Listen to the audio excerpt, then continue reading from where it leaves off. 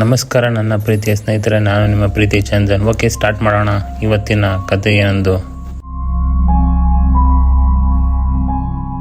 ತಂಗಿ ಶಬ್ದ ಕೇಳಿಸುತ್ತೆ. ಅನುಷ ಎದ್ದು ಹೋಗಿ ಬಾಗಿಲು ತೆಗೆಯುತ್ತಾಳೆ.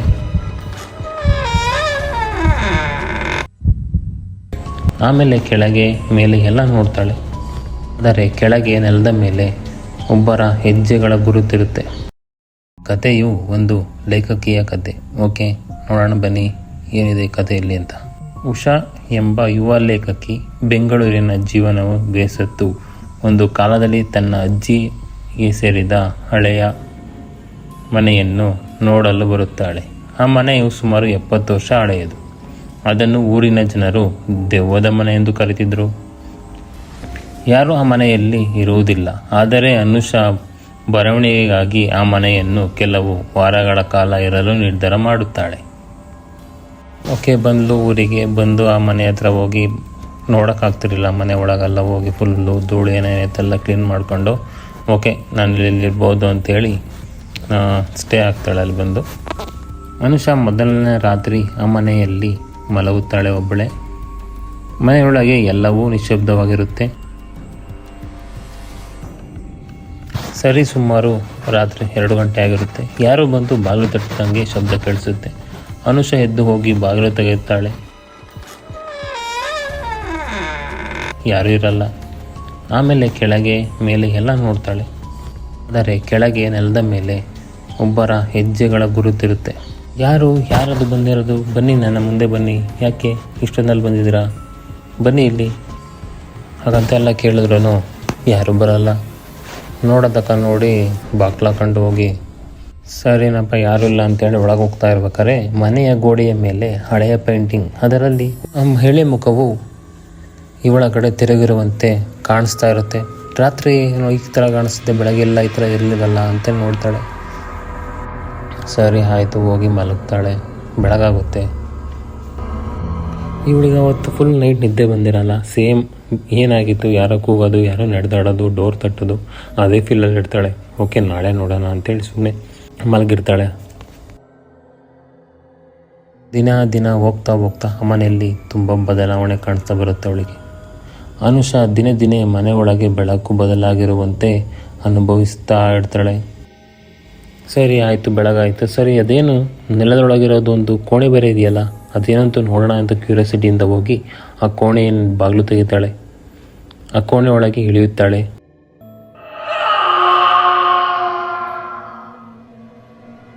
ಅಲ್ಲಿ ಆಮ್ಲಜನಕ ಅಷ್ಟೊಂದಿರಲ್ಲ. ದಟ್ಟವಾದ ವಾತಾವರಣ ಇರುತ್ತೆ. ಒಂದು ಚಿಕ್ಕ ಹೆಣ್ಣು ಮಗು ಬಟ್ಟೆ, ತುಂಡಾದ ಗೊಂಬೆಗಳು, ಸುಟ್ಟು ಹೋದ ಪುಸ್ತಕಗಳು ಎಲ್ಲವೂ ಆ ಕೋಣೆ ಒಳಗೆ ಇದ್ದವು. ಅದನ್ನೆಲ್ಲ ನೋಡಿ ಇವಳಿಗೆ ಭಯ ಆಗುತ್ತೆ. ಏನಿದು ಇದೆಲ್ಲ ಇದೆ ಅಂತೇಳಿ ಭಯದಿಂದ ಬಂದು ಆ ಕೋಣೆಯ ಬಾಗಿಲನ್ನು ಕ್ಲೋಸ್ ಮಾಡಿಬಿಡ್ತಾಳೆ.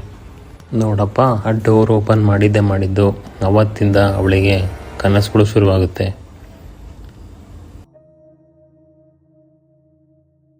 ಕನಸಿನಲ್ಲಿ ಹುಡುಗಿಯು ಅಮ್ಮ ನನ್ನನ್ನು ಯಾಕೆ ಬಿಟ್ಟೆ ಇಲ್ಲಿ ಎಂದು ಕೇಳುತ್ತಿರುವ ದೃಶ್ಯಗಳು. ಅನುಷಾ ಆ ಮನೆಯ ಬಗ್ಗೆ ಒಂದು ಸ್ವಲ್ಪ ಶೋಧನೆ ನಡೆಸಿದಾಗ 1954ರ ಒಂದು ಪತ್ರ ಸಿಗುತ್ತೆ.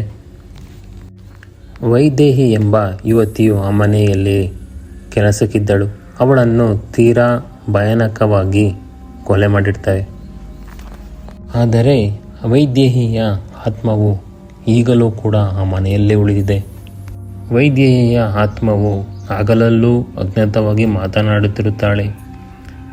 ನಾನು ಕತೆ ಬರೆಯುತ್ತೇನೆ, ಆದರೆ ಯಾರೂ ನನ್ನ ಕಥೆಯನ್ನು ಓದಲು ಬರುವುದಿಲ್ಲ. ಈ ಮಾತನ್ನು ಅನುಷೆಲ್ಲ ಕೇಳಿಸ್ಕೊಂಡು ಆ ಕತೆ ಏನೆಂದು ಅಂತೇಳಿ ಇವಳು ಆ ಕಥೆಯನ್ನು ಬರೆಯಲು ಶುರು ಮಾಡ್ತಾಳೆ. ಅನುಷಳು ವೈದೇಹಿಯ ಕಥೆಯನ್ನು ಸಂಪೂರ್ಣವಾಗಿ ಬರೆಯುತ್ತಾಳೆ. ಆ ಕಥೆಯ ನೋವು, ಅವಮಾನ, ಕೊನೆ ಬರೆದು ಮುಗಿಸಿದ ದಿನ ಮನೆಯ ಬಾಗಿಲು ತಾನೇ ತೆರೆಯುತ್ತದೆ. ಆ ಡೋರ್ ಓಪನ್ ಆಗಿದ ತಕ್ಷಣ ಆ ಬೆಳಕು ಮನೆಯೊಳಗೆ ಬೀಳುತ್ತೆ. ಅದು ಸಾಮಾನ್ಯವಾಗಿರುತ್ತೆ. ಕೊನೆಗೆ ಅನುಷಾ ಹೆಜ್ಜೆ ಇಡುತ್ತಾ ಮನೆಯಿಂದ ಹೊರಗೆ ಹೋಗುತ್ತಾಳೆ.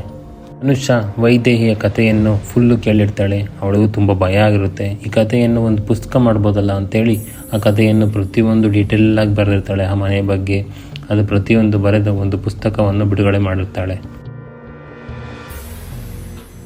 ಒಂದು ಪುಸ್ತಕ ಮೇಳ ನಡೀತಾ ಇರುತ್ತೆ. ಆ ಪುಸ್ತಕ ಮೇಳದಲ್ಲಿ ಹೋಗಿ ಭಾಗಿಯಾಗಿ ಪುಸ್ತಕದ ಮೇಳದಲ್ಲಿ ಮೌನದ ಮೆಟ್ಟಿಲು ಎಂಬ ಪುಸ್ತಕ ಬಿಡುಗಡೆಯಾಗಿ ಮಾಡ್ತಾಳೆ. ಆ ಪುಸ್ತಕ ಮೊದಲ ಪುಟದಲ್ಲಿ ಬರಹವೇನೆಂದರೆ, ಈ ಮನೆಯು ಶಾಪಿತವಲ್ಲ, ಶಬ್ದವಿಲ್ಲದ ಚಿಂತನೆಯಲ್ಲಿ ಜೀವವಂತವಿದ್ದಳು ವೈದೇಹಿ. ಇದಾಗಿತ್ತು ಸ್ನೇಹಿತರೆ ನಮ್ಮ ಚಿಕ್ಕದಾದ ಒಂದು ಸ್ಟೋರಿ. ಓಕೆ ನನ್ನ ಪ್ರೀತಿಯ ಸ್ನೇಹಿತರೆ, ನೆಕ್ಸ್ಟ್ ವಿಡಿಯೋದಲ್ಲಿ ಸಿಗ್ತೀನಿ. ಈ ವಿಡಿಯೋ ನಿಮ್ಗೆ ಇಷ್ಟವಾಗಿದ್ದರೆ ದಯವಿಟ್ಟು ನಿಮ್ಮ ಫ್ಯಾಮಿಲಿ ಫ್ರೆಂಡ್ಸ್ಗೆ ಶೇರ್ ಮಾಡ್ತಾ, ಹಾಗೆ ಹೊಸ್ದಾಗಿ ಯಾರು ನನ್ನ ಚಾನಲ್ನ ನೋಡ್ತಾ ಇದ್ದಾರೆ ಸಬ್ಸ್ಕ್ರೈಬ್ ಮಾಡಿ, ಹಾಗೆ ಬೆಲ್ ಬಟನ್ ಕೂಡ ಪ್ರೆಸ್ ಮಾಡಿ. ಓಕೆ ಫ್ರೆಂಡ್ಸ್, ನೆಕ್ಸ್ಟ್ ವಿಡಿಯೋದಲ್ಲಿ ಸಿಗೋಣ. ನಾನು ನಿಮ್ಮ ಪ್ರೀತಿಯ ಚಂದನ್. ಬಾಯ್.